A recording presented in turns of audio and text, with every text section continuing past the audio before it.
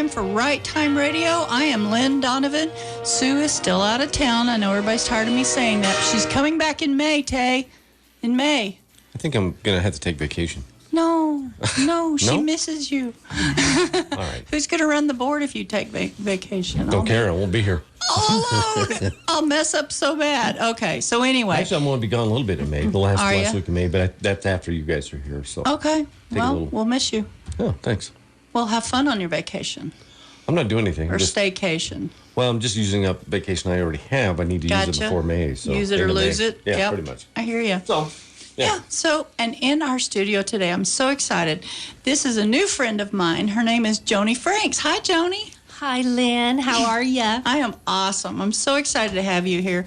I learned about Joni through Nancy Oswald, and her and Nancy have been friends for quite a while, and they do kind of author running circuit type stuff. And so, because of COVID, Joni's been pretty isolated, which we all understand and hate.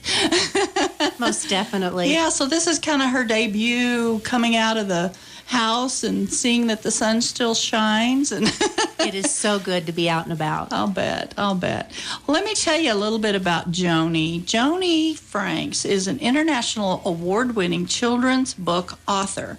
Her books have earned bestseller status and have won 24 literary honors since 2018, including 6 Mom's Choice Awards and 6 American Fiction Awards. Devoted to making difference in the new generation, Joni teaches problem-solving techniques and addresses timely subject matters like environmental conservation, uncovering one's life purpose, and recognizing that all beings are created equal.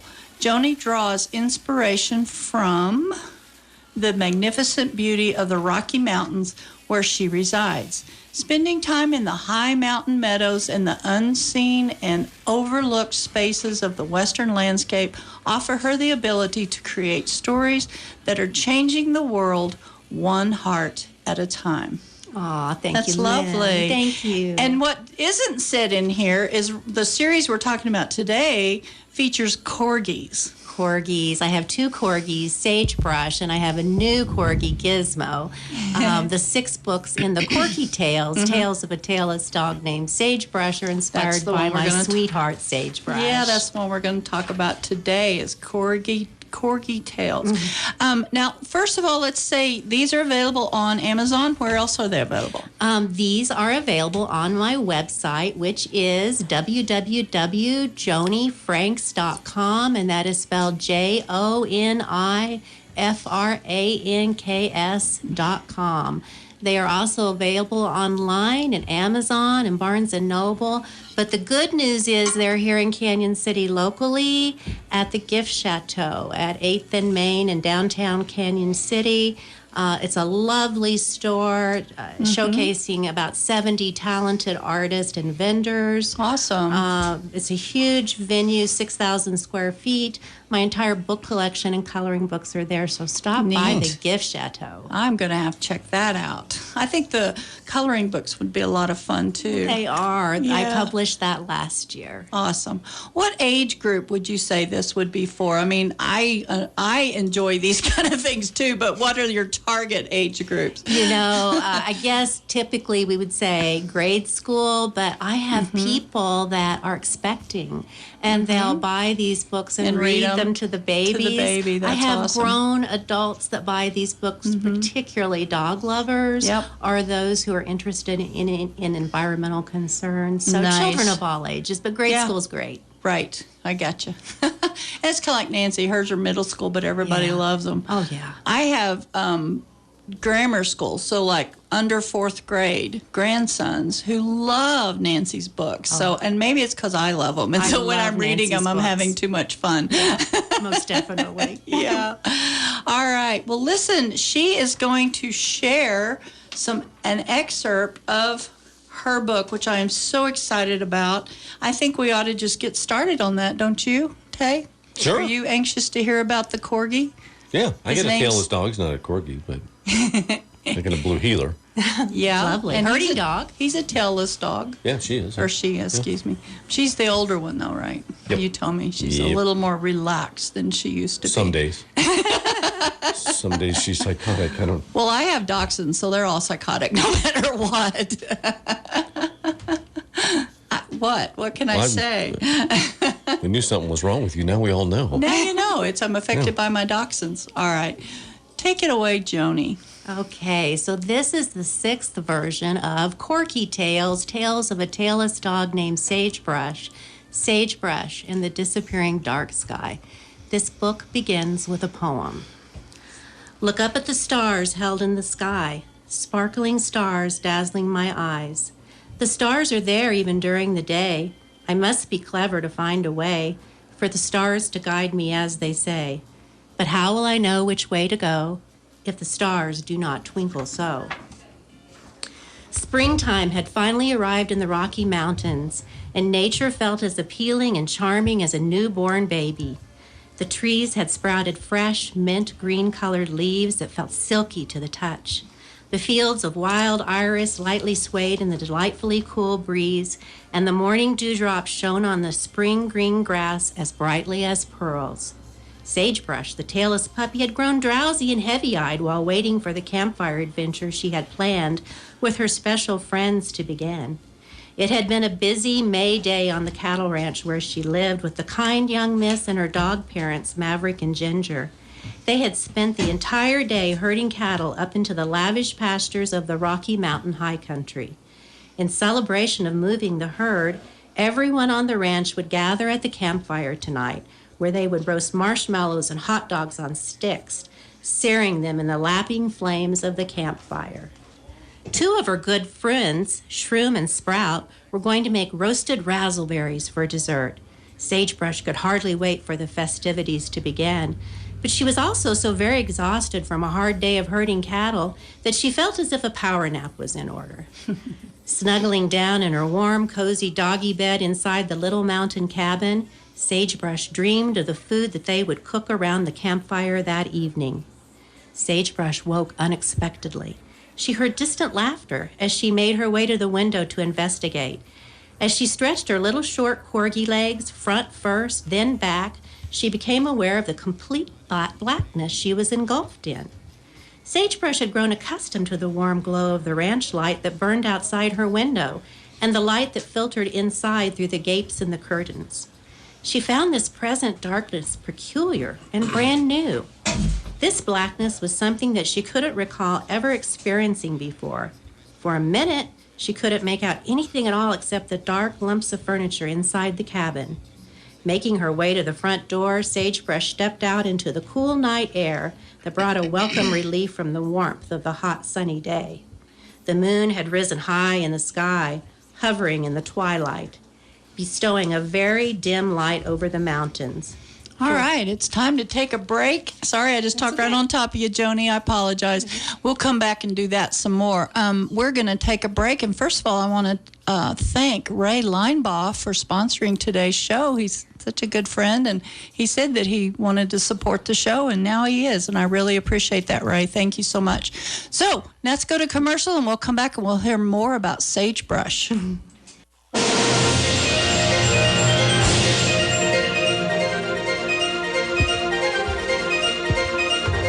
We are back with Right Time Radio, and we are listening to Joni Franks reading an excerpt of her latest book, The Corgi Tales, and this one is the tale of the tailless dog named Sagebrush, who is inspired by your own little dog who's out there in the parking lot. That's right. Walking around. She's always lurking nearby. I hear, yeah, corgis are kind of that way. Most definitely always at my side. So much personality. Yeah. No wonder the Queen loves them. No doubt. All right, we are going to continue listening to this story. Go ahead, Joni. Making her way to the front door, Sagebrush stepped out into the cool night air that brought a welcome relief from the warmth of the hot, sunny day. The moon had risen high in the sky, hovering in the twilight, bestowing a very dim light over the mountains. For a few mysterious moments, time seemed to stand perfectly still, as a thin cloud seemed to cloak itself around the moon, before passing through and resuming its voyage across the sky, and the moon shone plainly once again. Sagebrush looked up at the ranch light that normally lit her path, wondering why it stood just where it always had, but no bright rays shone from it tonight. Ahead, she saw her parents and the young miss fueling the evening's campfire. The fire crackled and the orange embers glowed as Shroom and Sprout, the tiny people known as shuns, danced around the campfire flames. Shroom and Sprout were just two of the shuns that Sagebrush had rescued from the forest. There were so many of them now that they had formed a shun village on the cattle ranch. Here, they were safe from the giant tree-cutting machines that had ravaged the forest of the shuns' tree-hole homes, making them homeless. The young miss had made sure that no shun would ever be homeless again, offering them all a safe and protected forever home in the tree holes on the edge of her property, believing that everyone deserves a chance at happiness and the opportunity to live out their dreams. As Sagebrush cautiously tiptoed over to join the group, she noted how much darker the night was without the ranch light that normally guided her. This night held a perfect blackness, holding the stars in its protective embrace, allowing them to shine all the brighter. "There you are, Sagebrush," the young miss giggled. "I was just about to come and wake you." "I guess I could have slept through the entire party. Have you noticed how much darker it is tonight?" the puppy inquired. "The bulb in our ranch light has burned out," the young miss answered. "We will have the power company come out tomorrow to replace it." Sagebrush tilted her head toward the sky, clearly seeing millions of stars brilliantly twinkling against the black velvet of the night sky. "It's amazing, isn't it?" Shroom, the oldest shun and father figure to them all, gently asked. Sagebrush sat transfixed, gazing up into the sky as if she were seeing it for the first time. "It seems so much bigger and brighter and grander," she whispered. "True," Shroom responded. "Even in the depths of the countryside, genuinely dark, starry nights are becoming trickier to find." "Why is that, Shroom?" Sagebrush questioned. "Human-made lights break into the darkness, lighting up the nearby areas and disrupting our view of the stars," Shroom responded gloomily. "Wow. Are you saying that because our ranch light is burned out, we are seeing the stars more clearly tonight, Shroom?" the young miss softly questioned. "Yes, miss," Shroom answered, "but I'm afraid there's more. In addition to obscuring our view of the stars, light pollution disrupts the behavior cycles of our friends in the woods. Natural life is dependent on the rhythm of day and night. It's encoded in the DNA of all plants and animals. Humans have radically disrupted this cycle by lighting up the night. When I first moved here from my tree hole in the forest, it took time for me to get accustomed to the change. I couldn't sleep for months. The brightness kept me wide awake." "The same thing happened to me," Sprout chimed in. "I couldn't get a wink of sleep for the longest time. Light pollution just makes life harder than it needs to be. Our forest friends that hunt or travel at night use the constellation of the stars in the sky to guide them.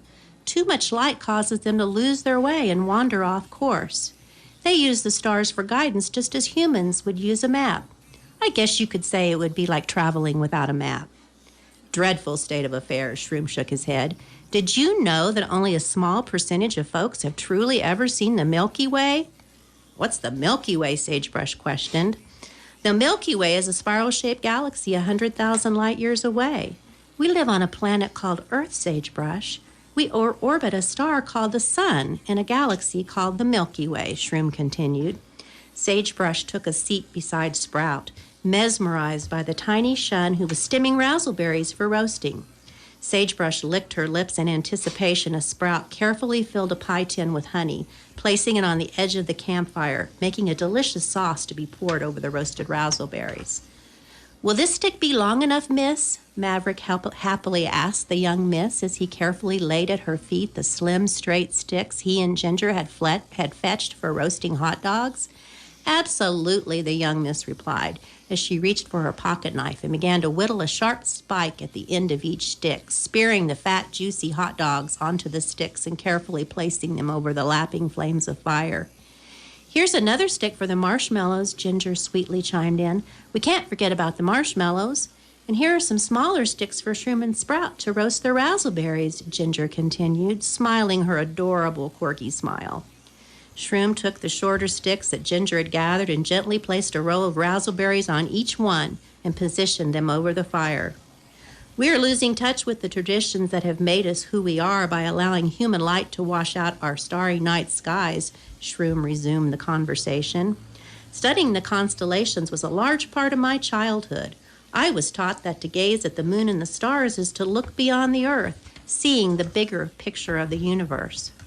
Well, I never knew my ranch light was creating all these issues.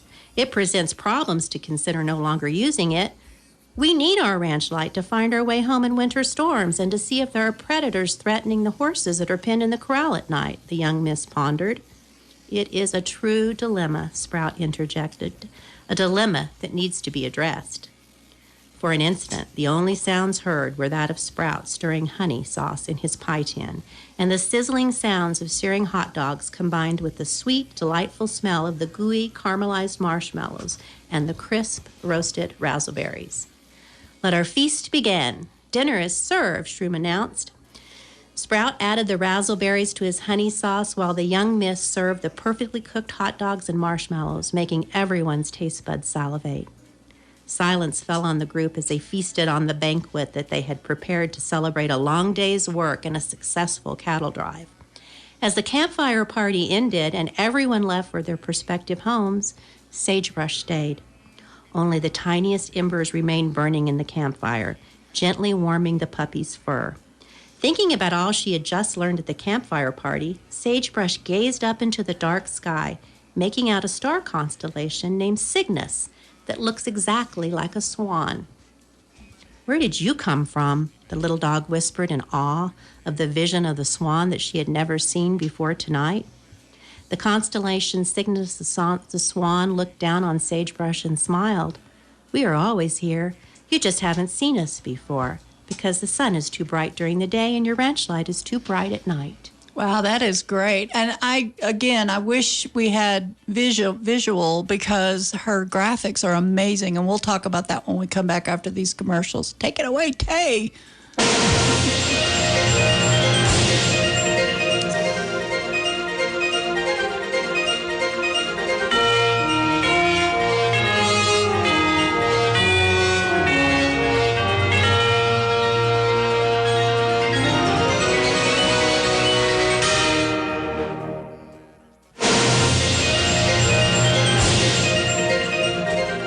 We are back with Right Time Radio, and we are so much enjoying this story written by Joni Franks. It's such a cute story. Sagebrush sounds like an amazing little character. She's my sweetheart. Such a great muse. Most definitely. I get all my story inspiration from her. Yeah. Now, Shroom and the other one there, what are they, little fairies? What are they? They're shuns, and they're actually, it's an interesting story because it's something I dreamed about decades ago. Yeah. At that time, I was embarking on an adventure to build a home on a piece of property that had never been lived on, and I had a dream. Okay. In fact, I had multiple dreams overnights about these little people that lived inside hollowed-out tree holes. And they were called shuns. Okay. And they had been shunned from society for their reverence for Mother Earth.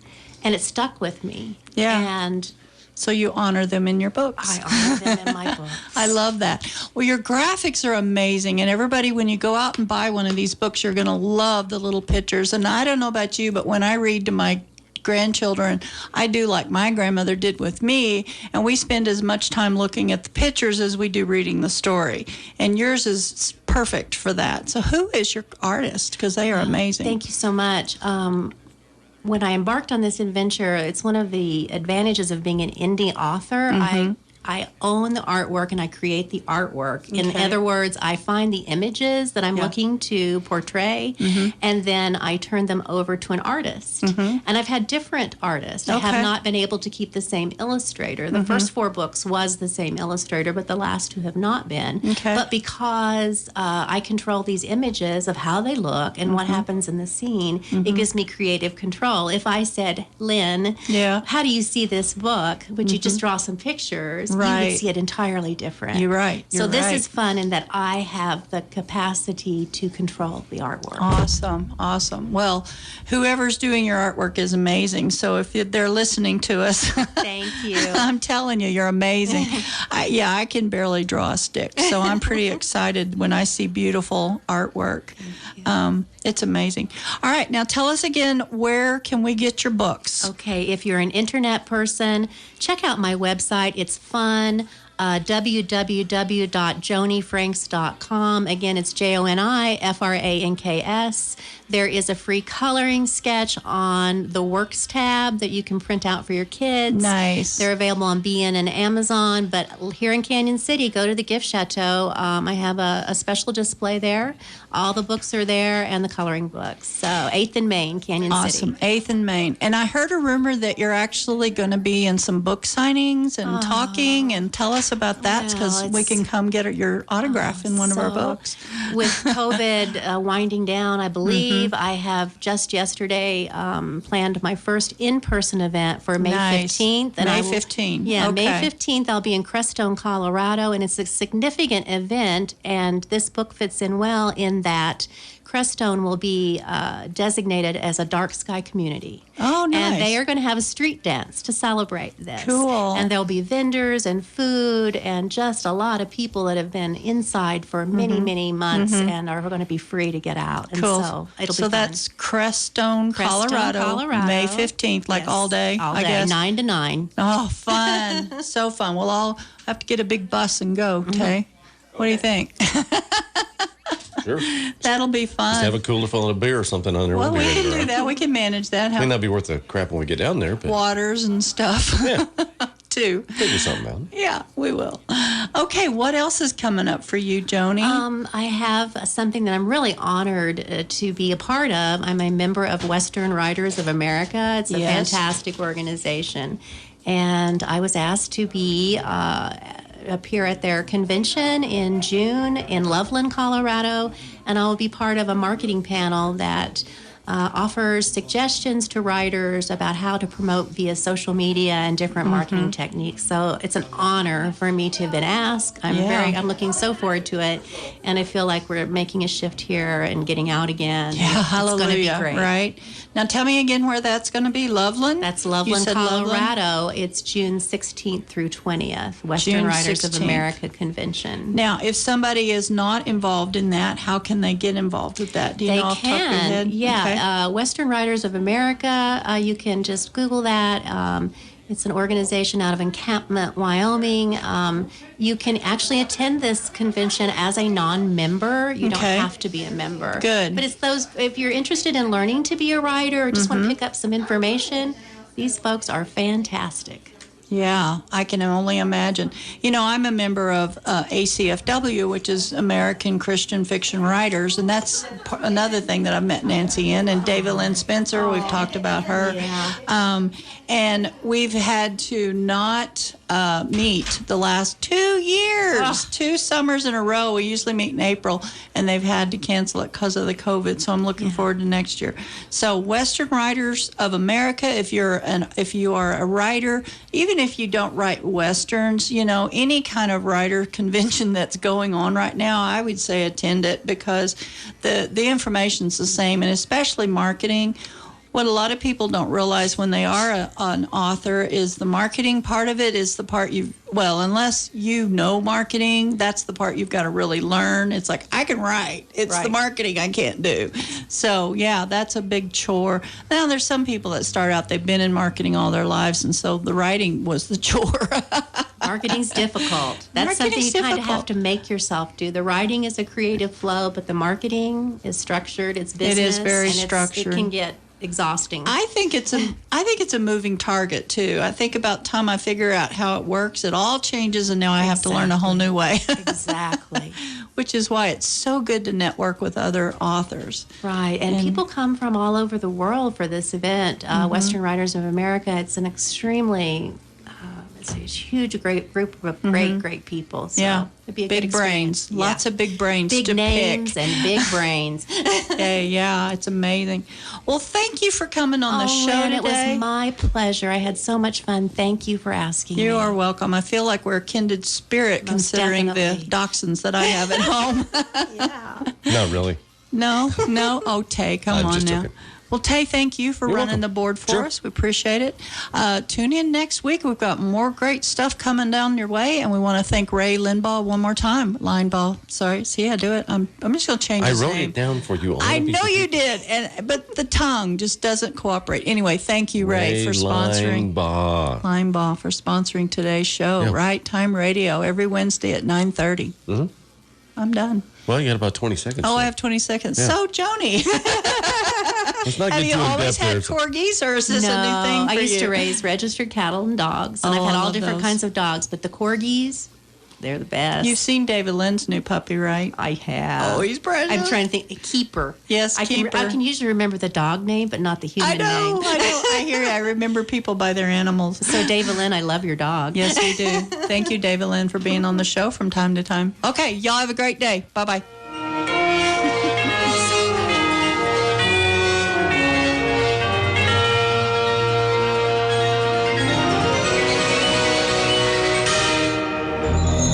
We are Royal Gorge Broadcasting, AM 1400, KRLN, Canyon City, Florence, and Penrose.